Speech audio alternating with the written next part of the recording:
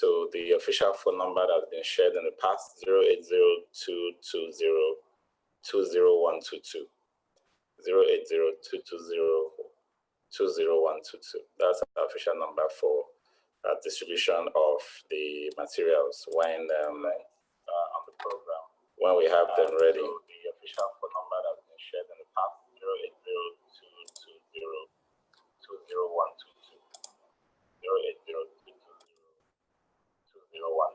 That's the official number for distribution of.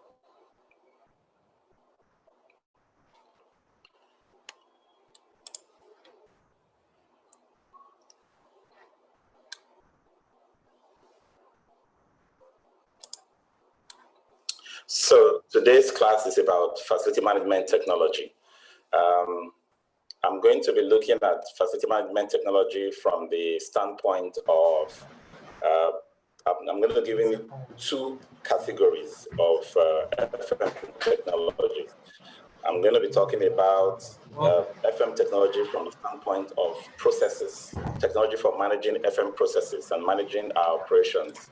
And I'll give two examples of such. We'll have discussions around those. Then the other side of technology is the technology for managing buildings, okay? These are technologies that are built into our buildings that we must be familiar with as facility managers before we can manage the buildings properly, okay?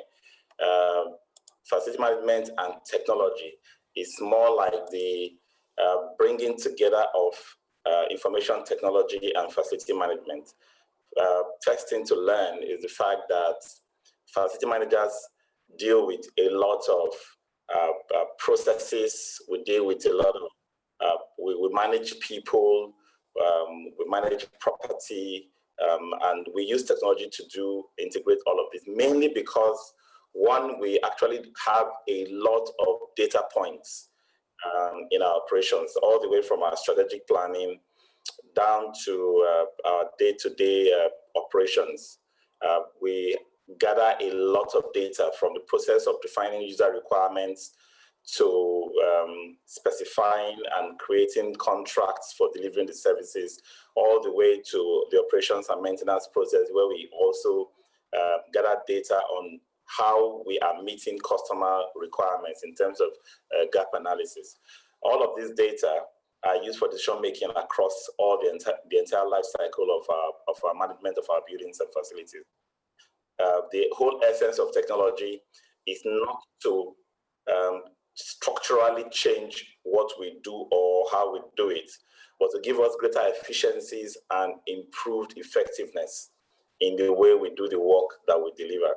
So when we talk about facility management as an integration of people, place, and process with the use of technology, we need to understand that this technology is what helps us to increase or improve sustainability of our process. We are able to take away waste from all of our processes.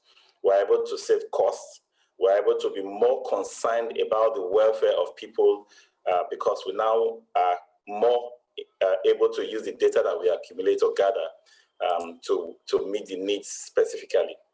Technology is now so widespread that we should be thinking of it as the tool or the means for integrating all that we do.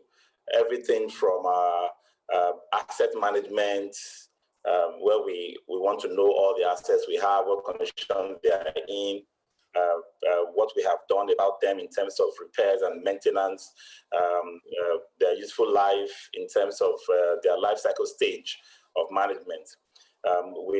Then all of the planning that we have for them, replacement, improvement, operations, maintenance plans. If we have, of course, we're managing spaces. We need to also have an intelligent view of the spaces that we manage, utilization, cost of space, other factors that comes to play. And then we have our customers to deal with, the satisfaction of our customers. How are we tracking them? If you're not tracking them, definitely you are not meeting the needs, or you're not meeting the requirements of these customers. These are some of the things that technology will help us as facility managers to be able to do. So our job really is that of using IT, using information technology as a tool for integrating all of these aspects of our work. We as facility managers are not the ones that will develop the relevant codes or build the software, but we must understand our own processes, and we must find software that will help us deliver on our processes to make it more efficient and more effective. That's the whole idea of what we are learning as facility managers and technology in facility management. And if you look at kind of the kind of data that we need to manage and be able to show value for the service that we deliver to the organization, it's actually a lot. Everything from all the planning that goes into a decision to locate a facility, to acquire a facility, or to to improve a facility, building, design, and commissioning processes. Those data financial data goes into a particular area, because if you're not getting data that you cannot, if you're not working with data, you're not making intelligent decisions. That's just the facts, okay? Even our building operating processes, services we deliver to customers, everything go with data. So I'm going to talk about two FM process technologies. I'm going to talk about the computerized maintenance management system and the computer-aided facility management. Those are the two process technologies I'm going to be addressing. There are quite a lot more. If you are in the full program where we run through more comprehensive sessions on technology, you will hear of BIM. You will hear of so many other technologies that FMs deploy, IWMS and the rest. But for the purpose of this class, we're going to be looking at two basic technologies for process management, managing our activities, managing the things we do. And then when we're done with this, we're going to look at two out of the many building technologies that we have built into our facilities. We'll be looking at building management systems and also building automation system, BMS and BAS, in today's discussion. So let's start straight off with CMMS. What is CMMS? It's a software mainly for managing maintenance. Now, mind you, maintenance is not everything that facility managers do. It's not everything that we do. Maintenance is one bit of the complex, but maintenance is virtually our core. It's almost the thing that we are recognized with. It's what the entire business will identify us with and say, if there's any maintenance need or anybody you need to talk to about maintenance, you go to the facility management team. Okay, we are almost designated as maintenance officers, as it were. Okay, so because of that, this particular technology is very, very important. We must learn how to use computerized maintenance management system.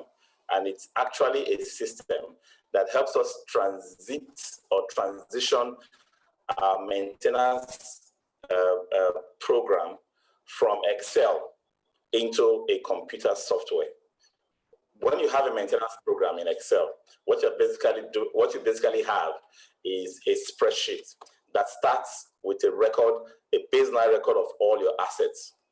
All your assets, basically your asset register with all the columns in it. Fold down a few of the columns, you have the assets themselves, and you begin to include maintenance activities for each asset. And then for each maintenance activity, you will put in a frequency, and then you put in a cost, and you will put in a calendar schedule for delivering that maintenance activity. That is basically your maintenance plan in Excel in a simple document format. So it is one, your asset register modified to include maintenance activities with schedules, frequencies, and costs, and all other elements that go into it. Once you have this in place in Excel, you basically just remind yourself to go back into that spreadsheet and check what's available, what should be done on this day, what should be planned for next week, because they've all been scheduled, right? Now, but what we are saying in effect here is in transiting that document into a software, you probably have some issues you want that software to do for you. For example, the spreadsheet will not on its own be automatic. It will not automatically prompt you. It will not automatically become a store for data analysis and data storage. But if you transition that spreadsheet and that data into a software, then you can build in other things, including your maintenance work orders, for example, with all the details of that track. So as you're finishing your work orders, you're updating them inside your CMMS system. It is tracking them. It is also tying every work, every time spent, every cost, every individual resource expended to a particular asset. So you can have a lot of data stored in the system that a normal spreadsheet, a simple spreadsheet, will not be able to do. For example, I can break down my entire maintenance cost down to the least assets. Okay, so I can break down, I can actually accumulate data to show me which particular assets have taken a particular staff time and which one has actually taken so many materials in replacement of components, my inventories from my store and warehouse, how much of those items have gone into a particular asset. So I can drill down a lot of data. When planning my budget, for example, I can actually use the data I get from my CMMS system to decide, to make decisions about what to replace, what to keep maintaining, and what to keep operating. So historical records of work performed are maintained inside the system. It's a database of all information regarding your maintenance. Okay, now we have some CMMS that have been a little bit modified to now include, because we do work scheduling in there, it can now handle being able to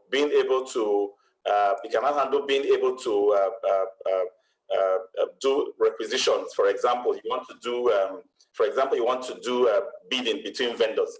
So the way you log in and save the details of your own workmen from within your organization, you can also save the details of your contractors, your vendors in the system.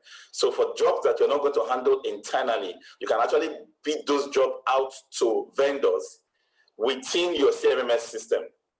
And they can also do their submittals within the system. You can do reviews of their submissions. You can approve, you can issue purchase orders, as it were, inside the system. So whatever you're doing within your maintenance system, all your processes can be captured within your CMMS, your computerized maintenance management system. But mind you, it was designed as a basic software to manage maintenance.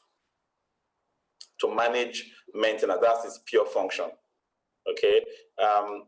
Sometimes we find it difficult to convince management that we want to transition from the Excel and the paperwork orders into a software. It's usually difficult to get approval to spend money, especially. Okay. So it's important that you get buy-in from management. And to get buy-in from management, you need to work on a business case.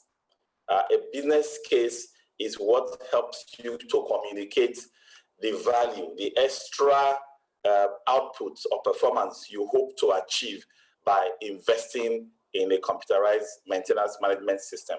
And to do this, you must be able to analyze, set down your goals, what your expectations are for the software, how long it will take to deploy, how long it will take to learn, how long it will take to transition between what you are currently doing and the new way of working, and how likely it is that you will have a full adoption. Whatever hardware is required, specific expectations of all your customers and your management need to be documented, okay?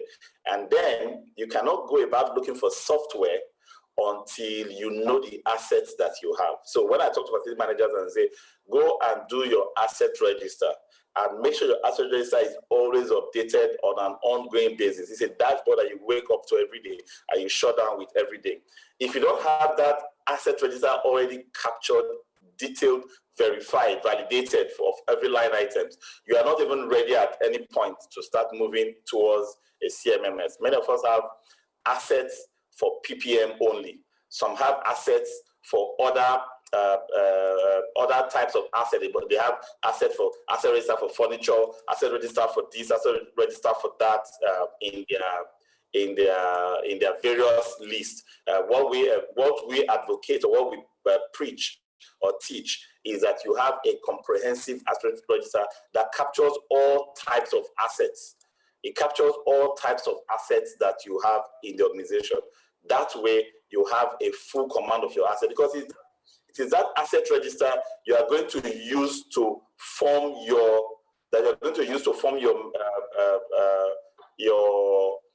maintenance plan. You know, I talked about having a maintenance plan that takes your asset register, applies maintenance activities. If I start with the maintenance strategy, then maintenance activities, then each maintenance activity has its frequency, has its scope of work or description, has so every line item that needs to go into that maintenance, you must have that in place before you get into a software. Because what we do with a software is we move the asset details or data that we have into the software.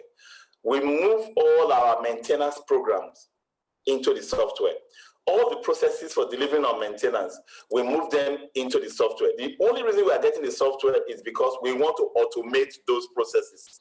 We want to save time, we want to save costs, we want to avoid mistakes, human error as much as possible. That's the whole idea of deploying a software. So if you're not already good at proper documentation on paper, on your computer, the software is not going to be helpful. So let's not even start with this basic form of software when we are not ready to clearly document maintenance procedures. Documented maintenance procedures is very important. And then when we now start looking out for software, the software must be one that suits our needs. Basically, you have identified your goals and expectations from the software. You already know what kind of IT systems or framework your organization will work with. Because if you don't know, you cannot decide whether that software will be suitable or not. So at this point, you must get your IT department involved in determining whether a particular software, because they will ask questions like what the language is written in, what kind of platform is it hosted in, is it cloud, is it server-based? They'll ask all of those questions because they have security issues. They have several programming languages that they are already used to working with. And if you want to bring in a software to the organization, they must be involved in the selection process. So you get that software in, and get software that makes migration of data easy. Most of the software will give you the opportunity or ability to download a simple template from within the software that you can update or populate. So the software, the file that you download will probably be an Excel file or XML file or any other file format that you can just fill in information. So all the data you've already accumulated, you just put them into the various cells and columns and rows in the document or template that you downloaded from the software. And then it should allow that to be uploaded into the software itself. So it's possible that you don't necessarily need to log into the software and start typing items in one after the other. You can just basically go in and then upload. You download the templates, you populate the templates, and you upload it in. So it's very important that you understand this, because if you don't, and you don't get that clarification from the software provider, you may end up having a lot of work that you cannot finish just to populate your data into the software. Once data is already stored in the CMMS software, you get your users into it. So all the building users that will use the software. Now, some will use the software as operators, some will use the software as users. Who don't necessarily go into doing the administrative work within the software, but they can create a request. For example, they can put a feedback in a survey inside the software. Everybody must be cataloged, and because you are putting in your assets, all those assets are in various positions within the facilities that you manage.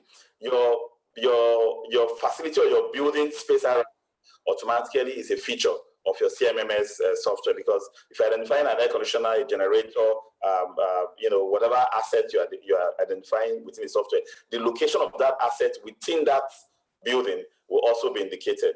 And if there are people using that space and they are going to make a request, it will be easy to identify who is located in what area within your facility, because this information should also already be captured within the CMMS system, and they begin to deploy the system. The moment you have updated all your information into the CMMS system, the next thing is to start using it. Start moving away from paper work orders, start moving away from spreadsheets, and start doing all of those work within the system, because the system is intelligent in itself to do analysis, aggregate data, and give you information to make decisions in the future. So that's CMMS. So basically, to summarize that, it takes in your asset data, it takes in your people data, it takes in your inventory of material data, and you can also put in your vendors into it, and all the planning is done inside it, so that whole process is automated, and it helps to identify every activity against every asset that you are managing within your facility. So when you're doing budgets, when you're taking decisions about future maintenance plans, it is straightforward. You just drill down to the data that you want within the system, and the analysis is already done in advance for you at the background. Now, the next one is the computer-aided facility management. That's the second process technology I want to talk about today. The computer-aided facility management is a complete management system for your facility management operations and maintenance. You know, in the CMMS system, we talked about computerized maintenance management system. It only handles maintenance. So what are the other things you do as facility manager that your CMMS system may not be able to manage? For example, your space planning, space utilization, meeting rooms booking, meeting rooms utilization, moves of people from one part of the building to the other, relocations. Okay, it also manages your maintenance. So maintenance will be one module within it, and then all your security plans and bid plans and rosters, your cleaning operations can be managed within it. All communications with customers, meetings, and the rest can be managed within it. All assets, inventory or materials and consumables and stores can be managed within the system.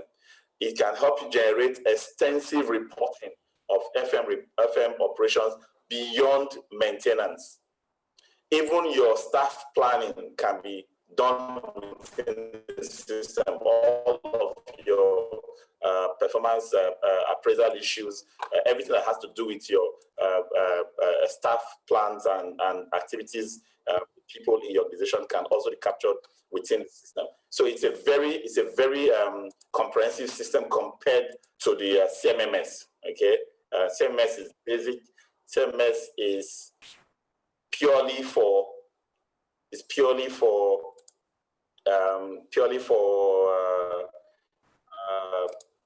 maintenance, while the CAFM is going to be used extensively for all other facility management operations.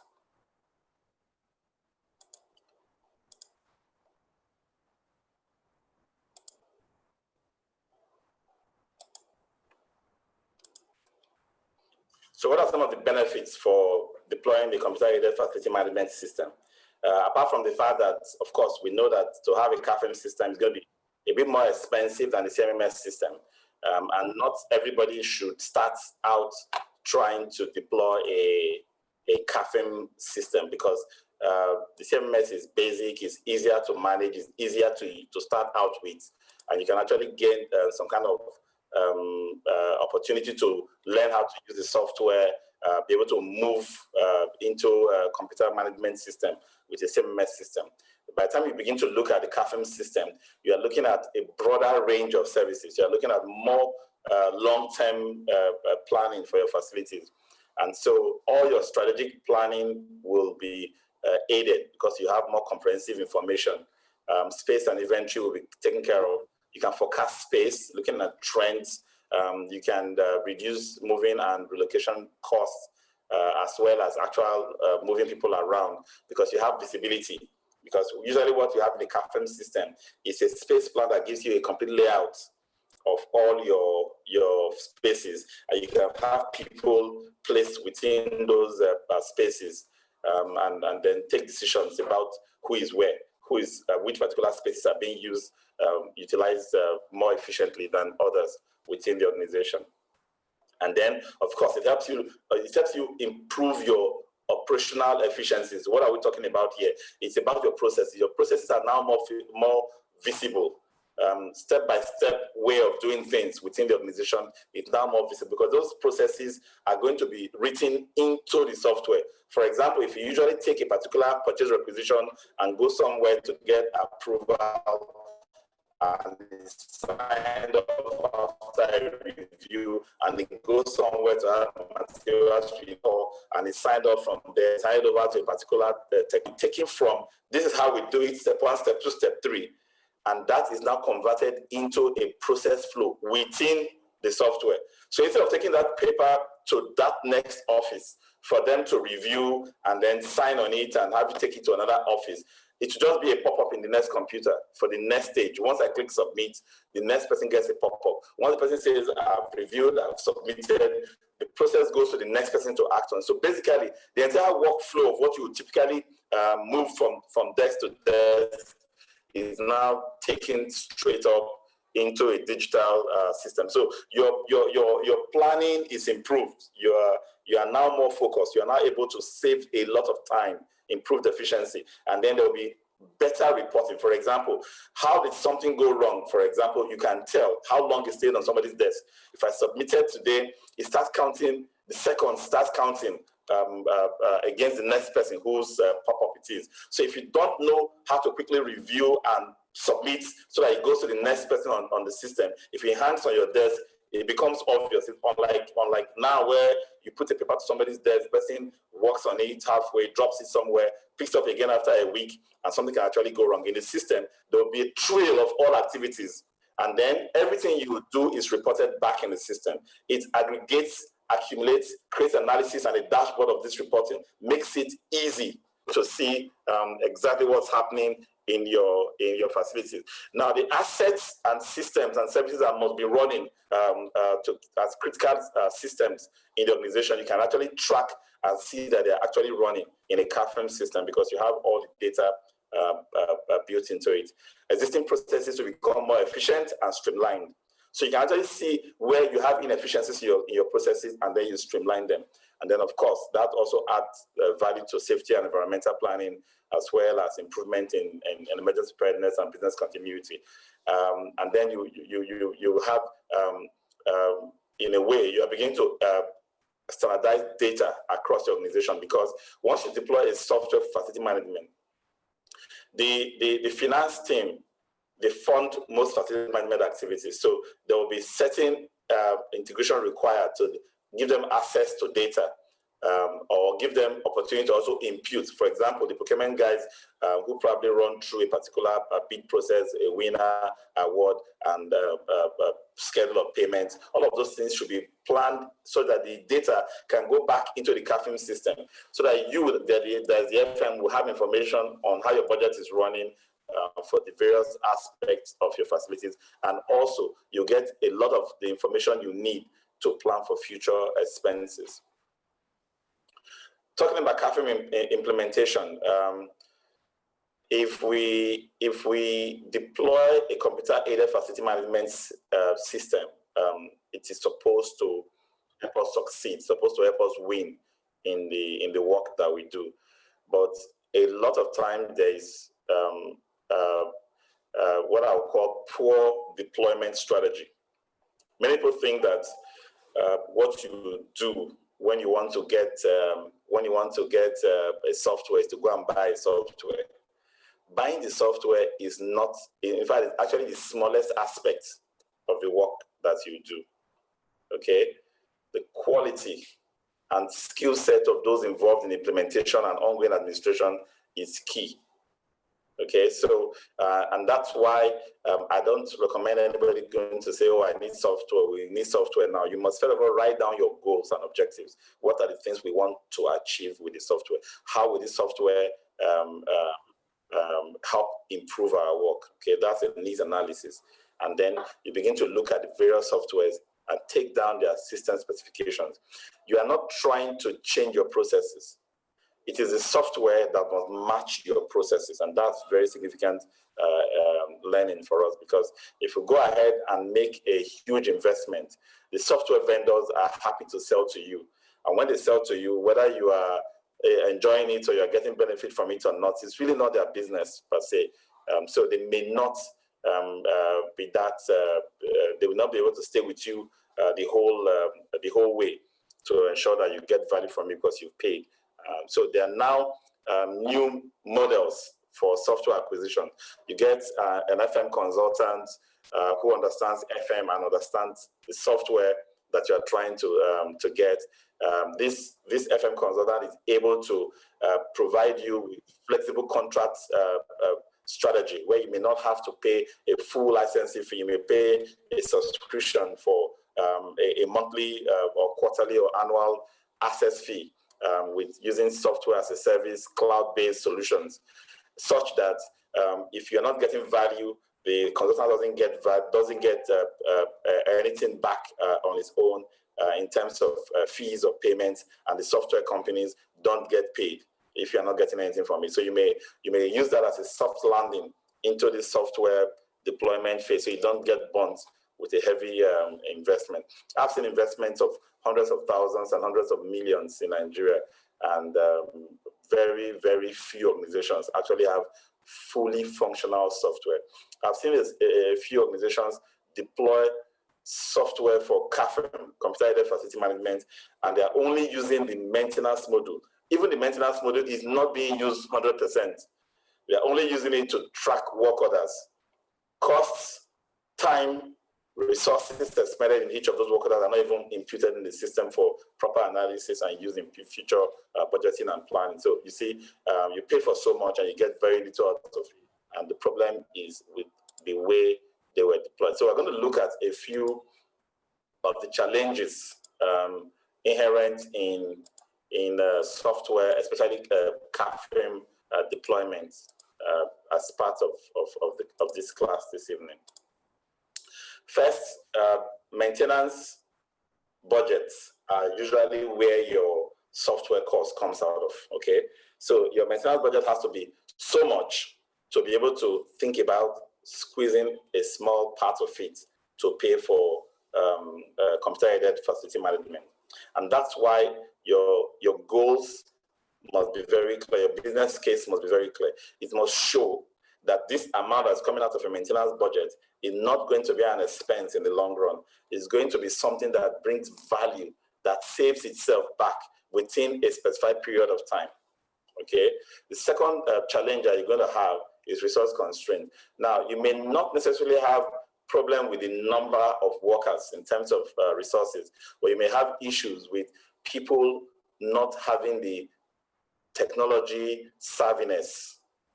No IT savvy person in your team. You are not someone who can pick up a new software and learn how to use it quickly. You don't know how to navigate around the computer so easily. It becomes a constraint. And then political priorities. Sometimes senior management are just looking in another direction. They are not looking at improving your own processes. They see you as the one who is the expert in delivering FM services. Why should they get you a software? So it's actually you that we need to play this politics. It's you that's supposed to put your needs as an FM in the front burner with your manager. So yes, we'll get the software, but then let's release funds for it. It's almost a case of you promised us that we're not going to spend extra. Use your maintenance budget for it, but don't forget that for every deployment, the capital investment, you're going to save back the money in 2 years or less than 2 years. But at the initial onset, you need to spend some money So some funding needs to be able to be approved for the mandate to be able to progress, okay? And then your data. Facility management have issues with data. Too many FM offices and departments don't have accurate data that can be migrated into a software. As at the time we're negotiating with the software, in fact, I've seen many deployments where the software cost will be 3 million. The work involved in accumulating, aggregating, cleaning up your data can be 7 million. Because as we're looking at your data, we're not even seeing documented processes. If you don't have documented processes, we need to spend time as consultants to sit with you and document your processes, because when the software is being brought in, we're not only loading asset data, which takes a lot of effort to put together. We also need to now document your processes.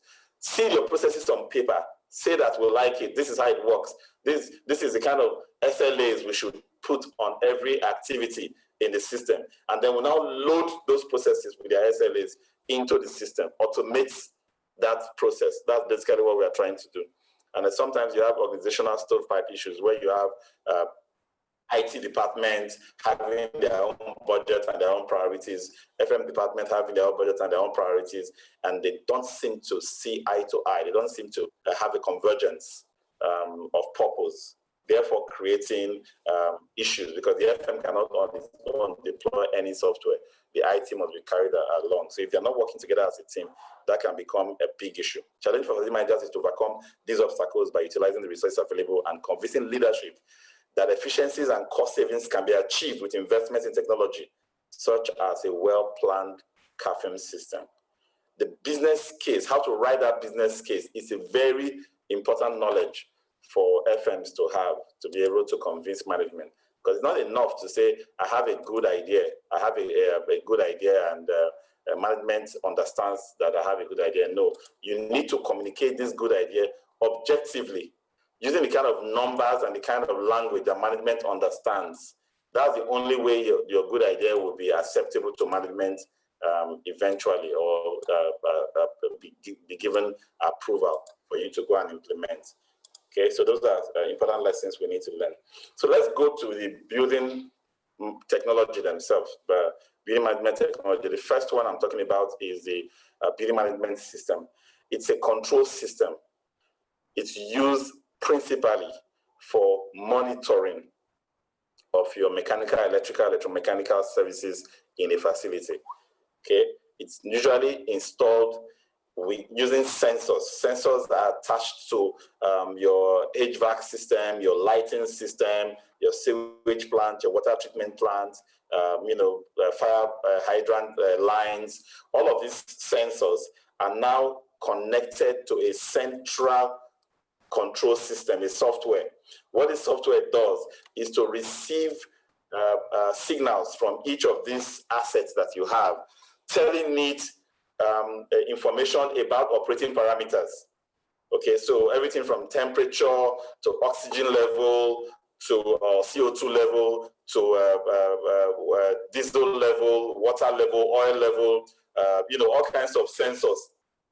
So what the building management system does is allows you as a building manager, a facility manager, to see how each asset is operating real time, live.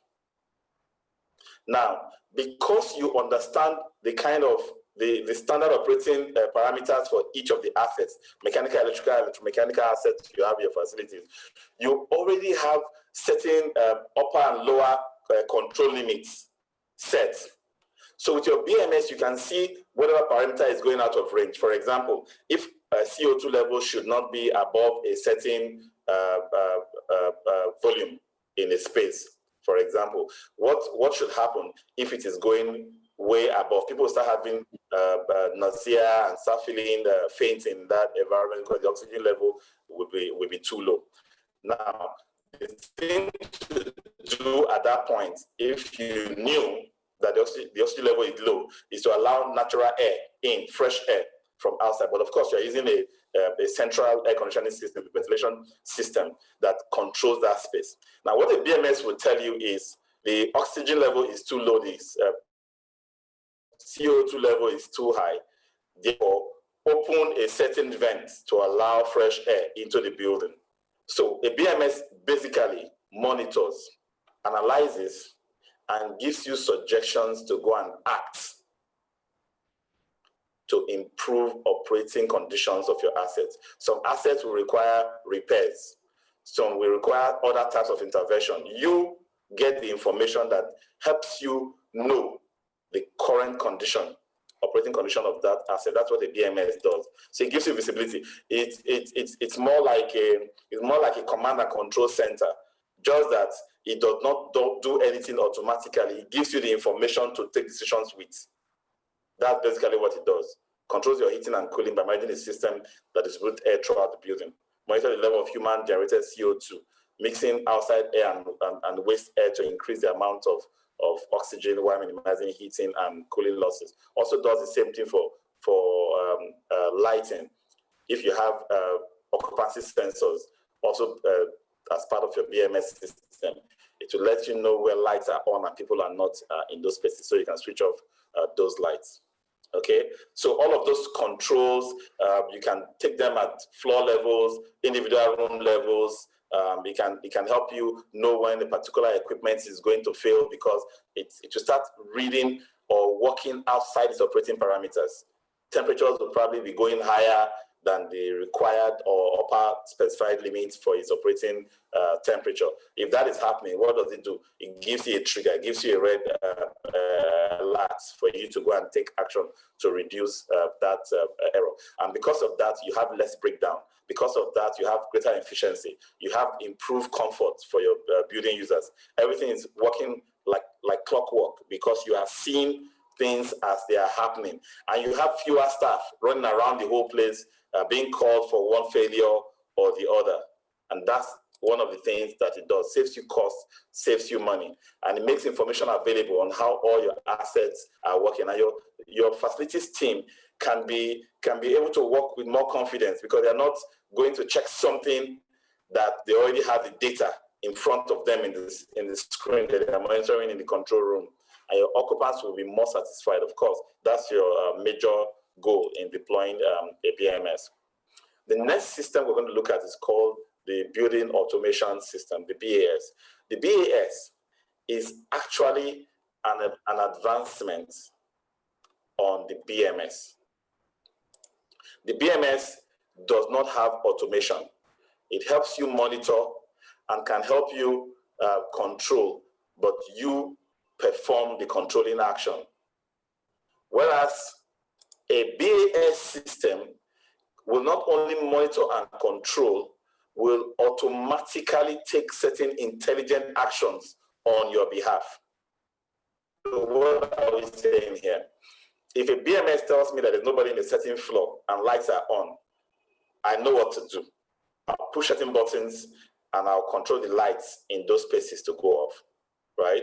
But in the BMS system, in the BAS system, I've already pre-programmed a logic that when the sensor picks that there's nobody in this space anymore, it sends that information into the BAS system. The analysis is done. A decision is taken, not with my consent at the time of action, to put off lights. So as you go out and the lights the doors are shut, it senses that there's nobody for a few minutes. The lights automatically go off. The cooling automatically go off. If you come into that space again, the information is sent back. People are not in this space. I can sense movement and body heat around here. The air conditioning is needed. Yes, put it on. How many are there? How much cooling do they need? That can also be automated. So how much light do they need? What position are they in the hall that will need to put lights? So you don't even have a single control for maybe all the lights in that space. It could be for certain sections or certain rooms that you can isolate and automate.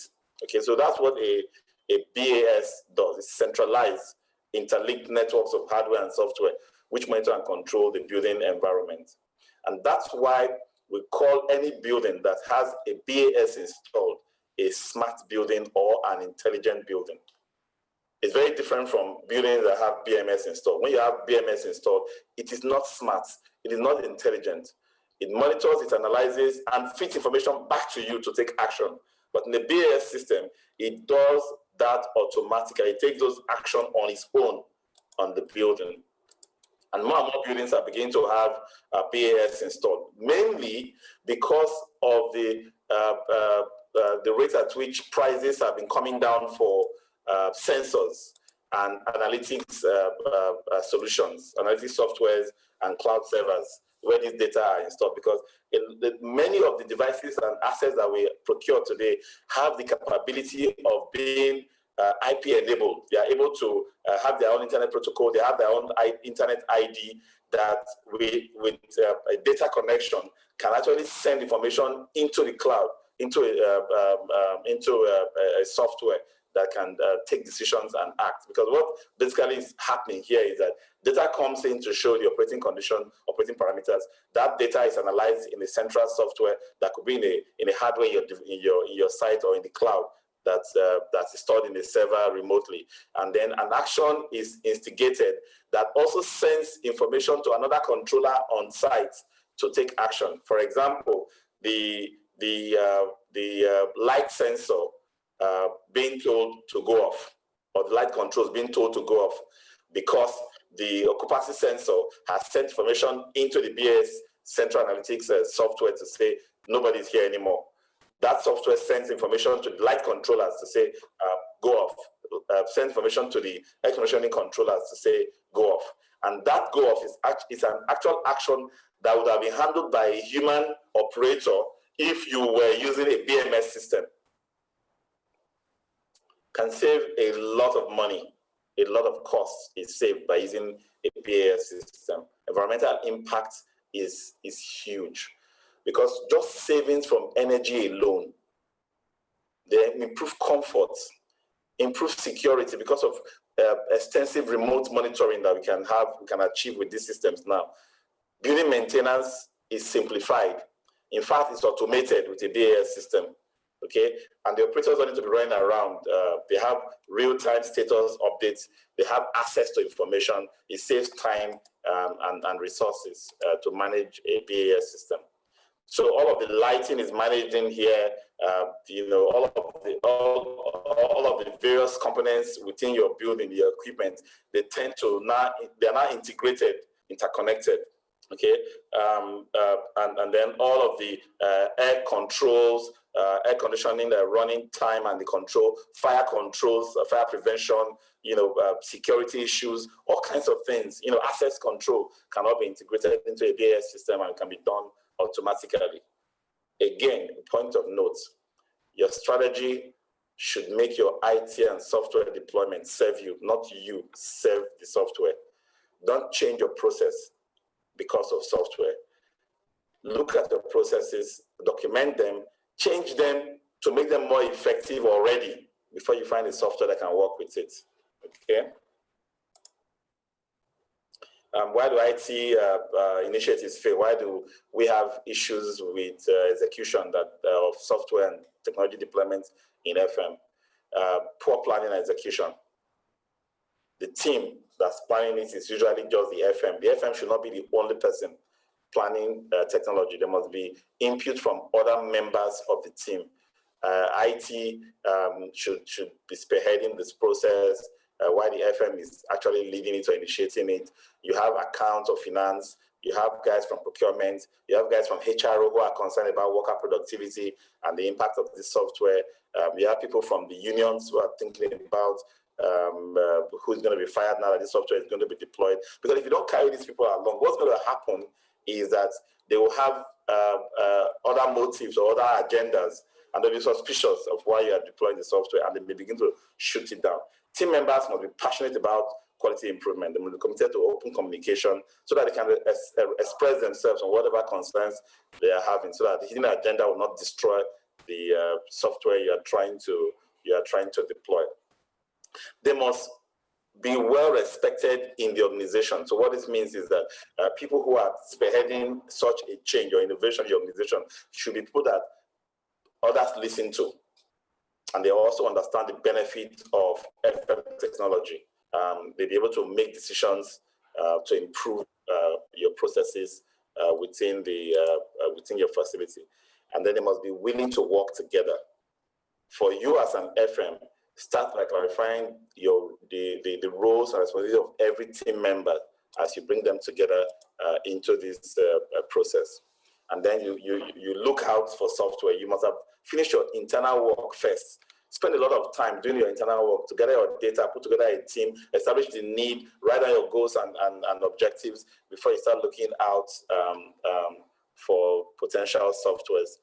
Talk to other FM companies and people who have used softwares, ask their experiences. Software vendors are very good at poaching or pitching their software to you, but you must find out who has used it, and you must go and see what their experiences are before you can begin to think of deploying it. Your deployment of software or technology should not be just to solve today's problem. You must be future ready. You must be looking at what changes, changes to the way we work is going to be required for the future. For example, software deployed last year that did not have remote inspection capabilities, where one person can go to site and do a video inspection with other people who are not with him. Probably right now would be obsolete, because nobody thought about a time when we will not all be together in site, to do that inspection. But now there's a chance that we're going to start thinking of doing remote inspection. So the software should be ready not only for today, but also for tomorrow. So all the requirements must be built into it. And then start your planning, not in a hurry. Don't go with the program of the software vendor. Go with the program, go with your own program, okay? So you create a schedule, step by step. This is the period when we are going to do the investigation of the software. This is when we are going to do the data gathering of our internal data. This is when we are going to do the bidding process. This is when we are going to do cleaning up of data, uploading data into the system, and on. You carefully plan it with all the intricacy that goes into that scheduling and planning. And then once you have deployed the software, don't just say, there you go, you have been trained, go ahead and use the software. People will stop using the software. In fact, 90% of chances, 9 over 10, people will stop using the software when they meet a single hitch, even the slightest hitch that could be easily resolved. Many people will not come back to you for you to come and embarrass them with, oh, can you just see the button there to click? No, you must pay that special, passionate attention to them every week, continuously checking in to be sure that they are having a good time with the software. If they meet any hiccups, politely and happily, in a cheerful way, do the corrections that will get them going. Okay, and then the vendors who provide the software, the consultants who provide the software, don't give them an easy way out where they just sell software to you and they're out the door. No, they must be involved in that post-implementation process. In fact, some of their money should wait for that period so that they can also attest to the value they are giving you and then get paid after they have delivered value in terms of balances at the end of the day. Finally, 7 deadly sins of deploying of FM technology. I didn't talk about IWMS today because that's a very comprehensive FM technology that you'll find in the main program for this training. Lack of realistic expectations. People think that once you deploy software, one magic, everything is done. Lack of specific outcomes. You didn't write down your goals in the first place. Okay, that becomes an issue. Lack of commitment. Some people go ahead, buy the software, put it in, and they're really not committed. Somebody just said you should get software. It makes sense to get software. Lack of planning. Okay, you didn't think through what you are going to do thoroughly. You didn't get consultants to help with the planning process. You just think that everything will sail through. Lack of quality. This has to do with the details and of the data and the processes. If you don't document well, if you don't clean up your data well, it's garbage in, garbage out situation. Whatever you put into the software will feed back to you. Okay, so quality is very key. You must have an eye for details. Lack of communication. When you are not communicating effectively amongst the team members or among all the prospective users in the software, it just takes one disgruntled or one suspicious person in the team to back out, and that's the end of that software implementation program. And sometimes it could just be because of lack of authority.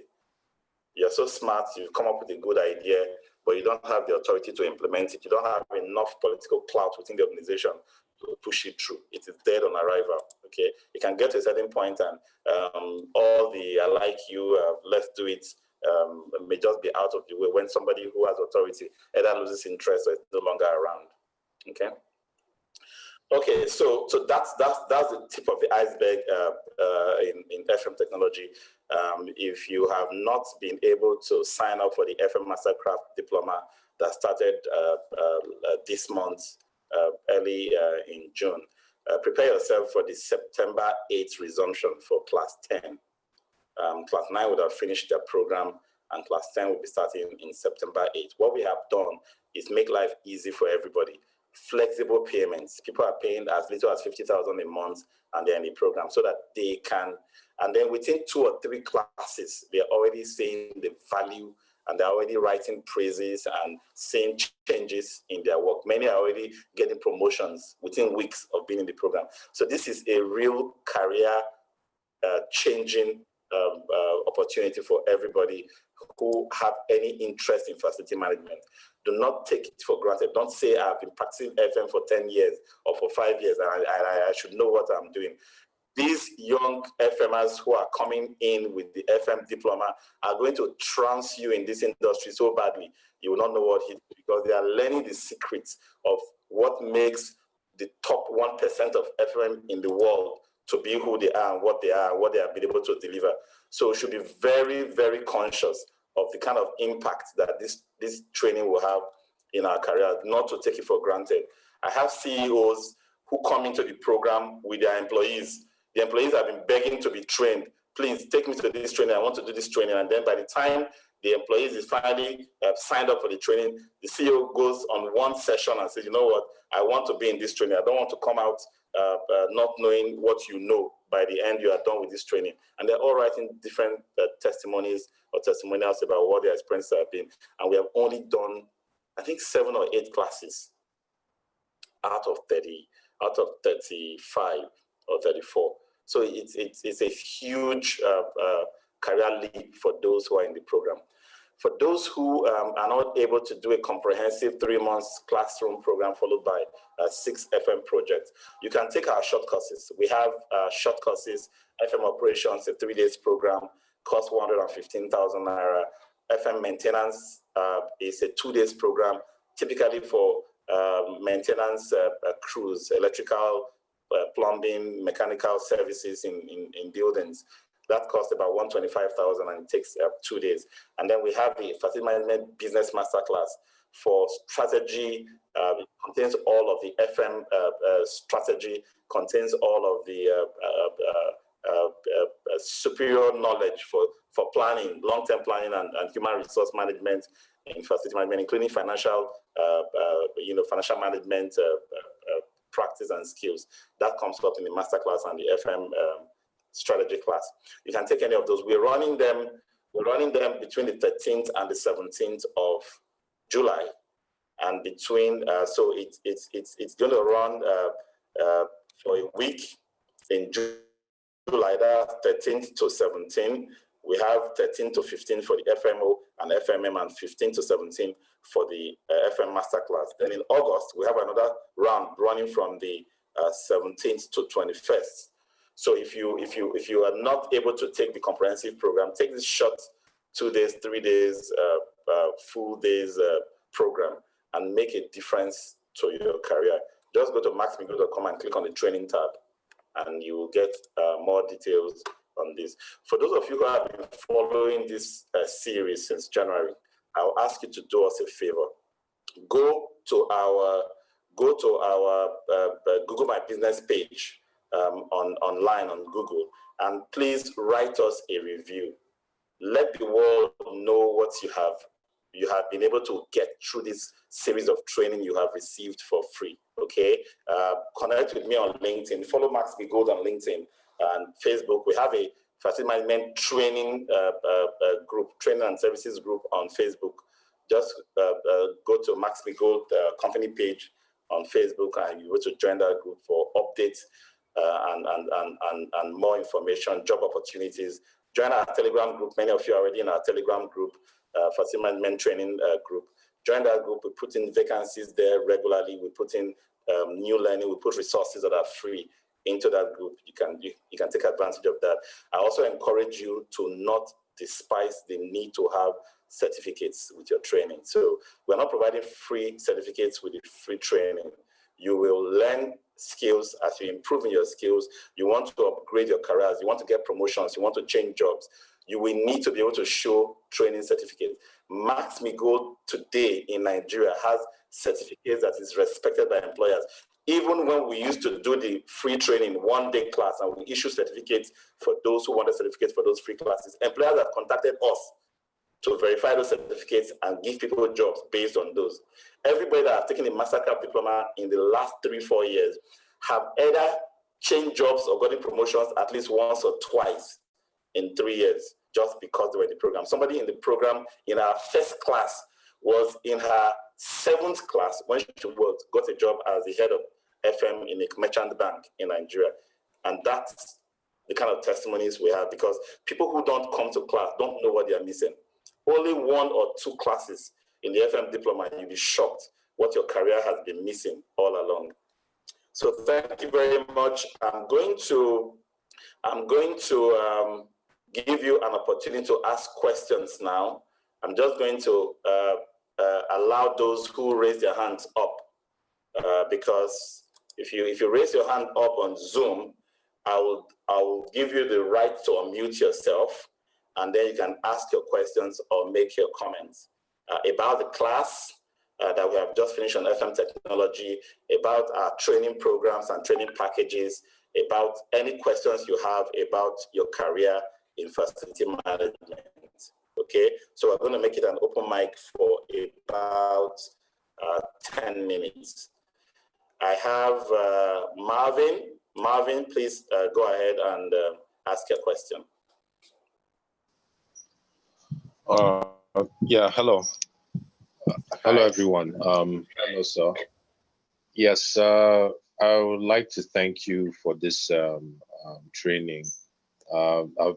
This is actually my 3rd time here, and I think I've learned a whole lot, especially concerning this integration of technology in facility management. And I've been able to get some detailed things on how technology is also infused into estate management.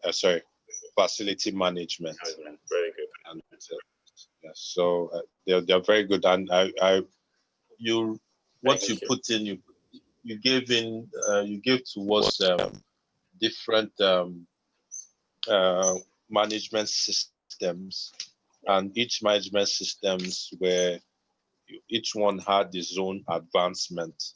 Sure. Each one you gave systematic ones, and you should. So I'm enlightened concerning all this, especially the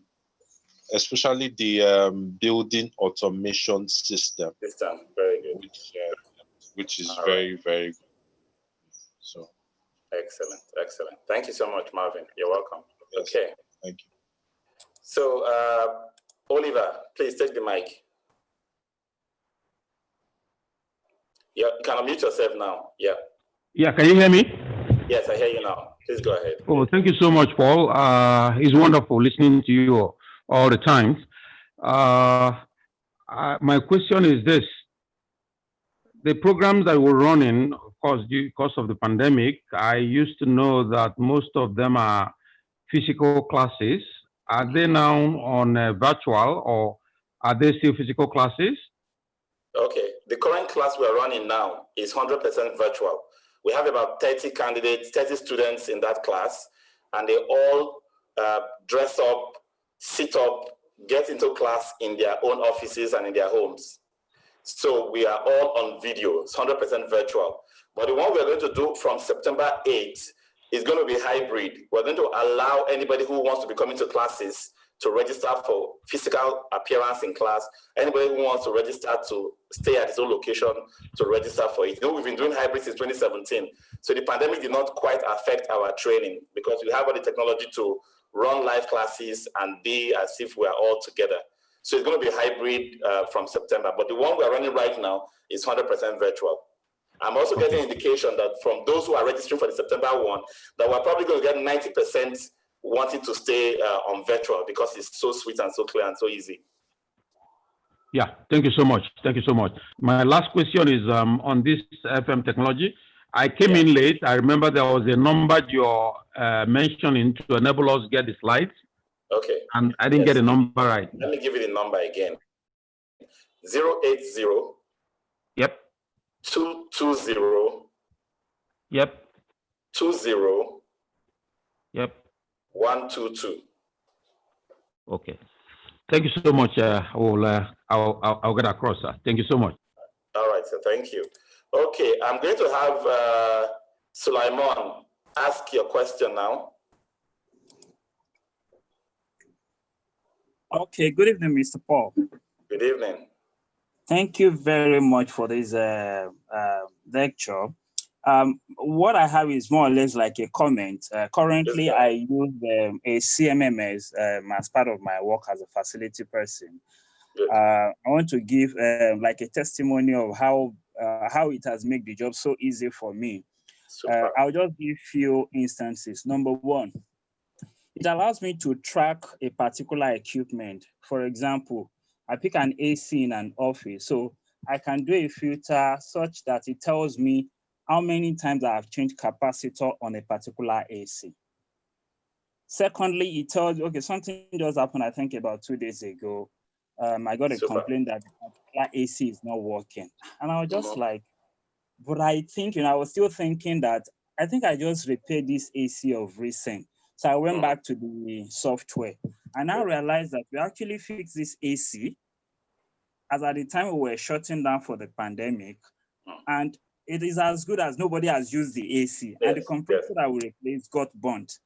So there was no issue. I just forwarded the approval, everything back to the vendor, and he just agreed to replace it.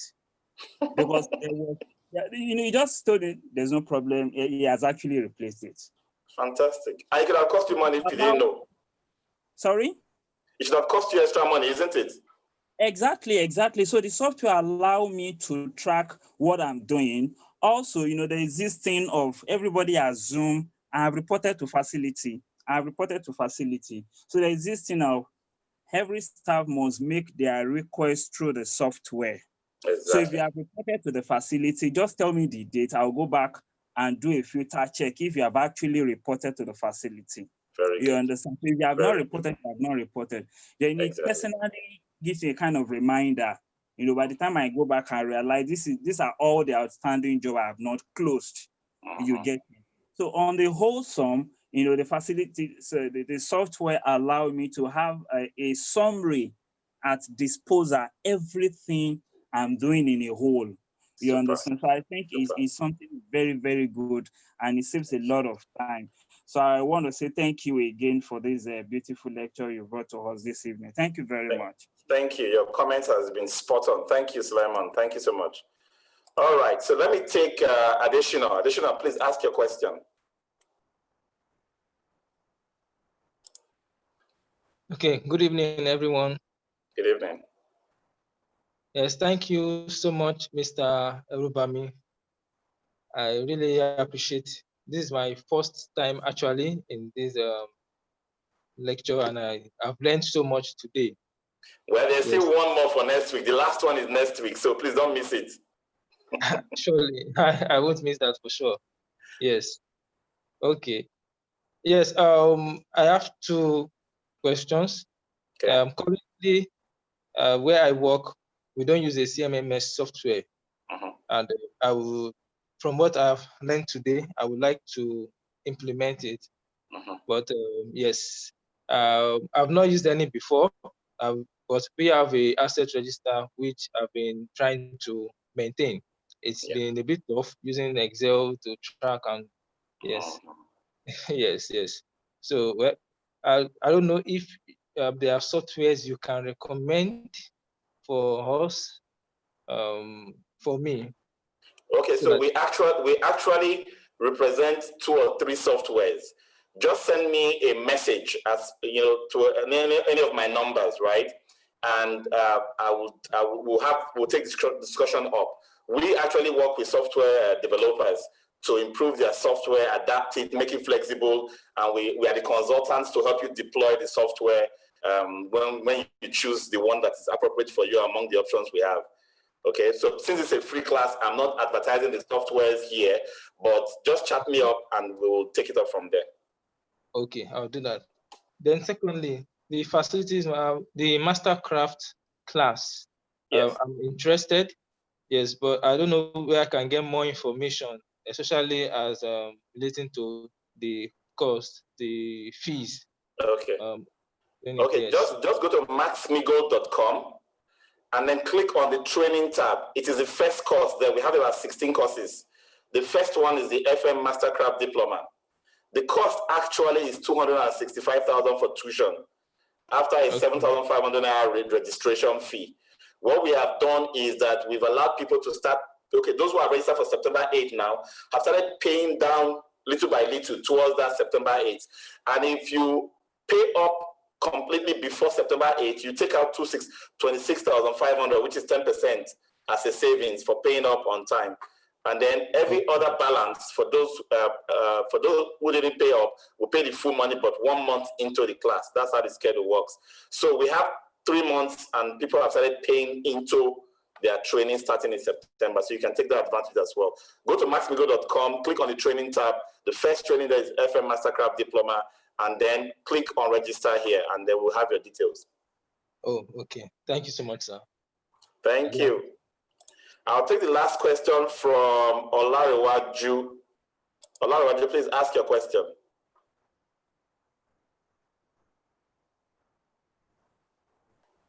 Good evening, sir.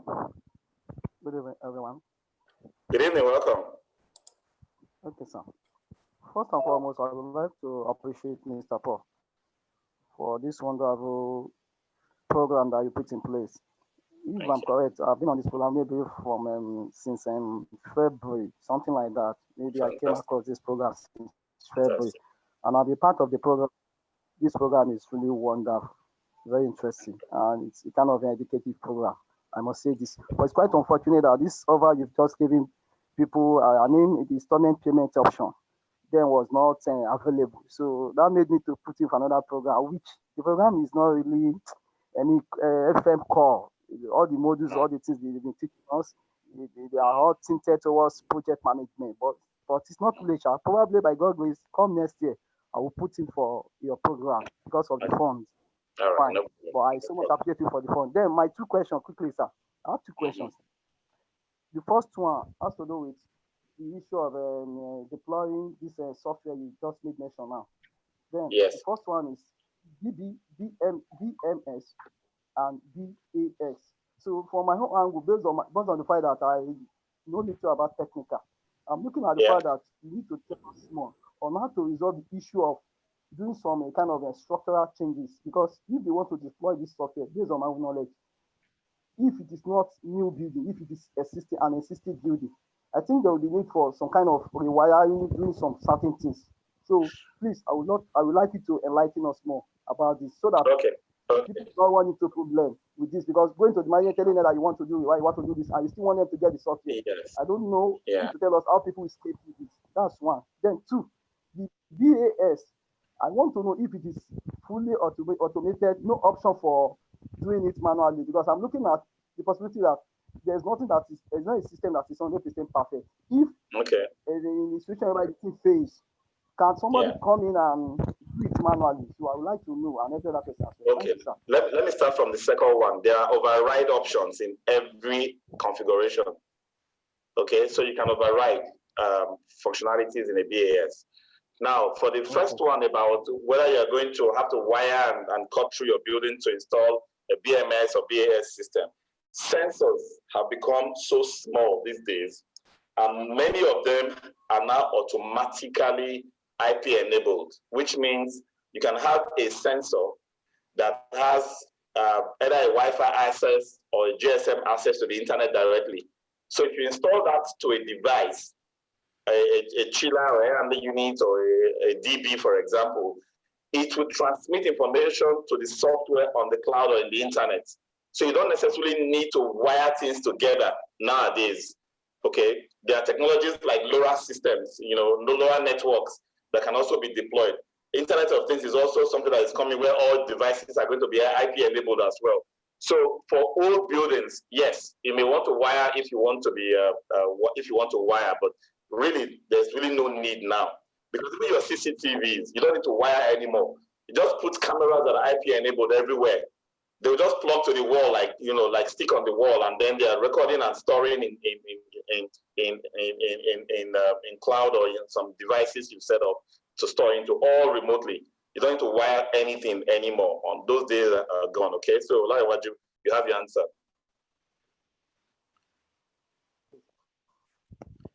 All right, thank you very much, everybody. I'm just going to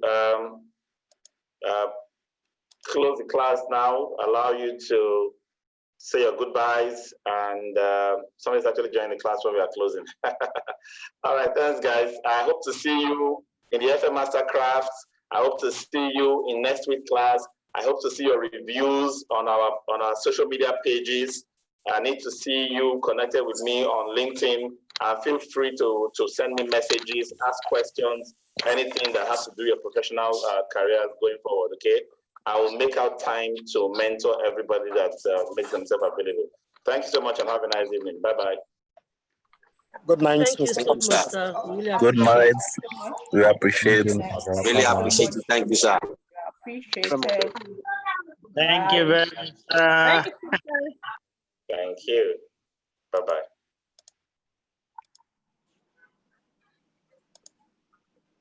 Bye-bye, sir. Thanks so very much. God bless you, sir.